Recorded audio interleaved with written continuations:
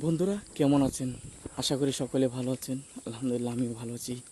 একটা কথা মাথায় রাখবেন, আপনি যদি কোনো একটা কাজের উদ্দেশ্য নেন, বেশি মানুষের সাথে কখনোই পরামর্শ করবেন না।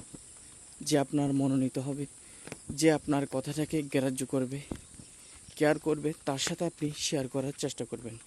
কেননা বর্তমান সমাজে কেউ চায় না একটা মানুষ ভালোভাবে চলুক, ভালোভাবে থাকুক।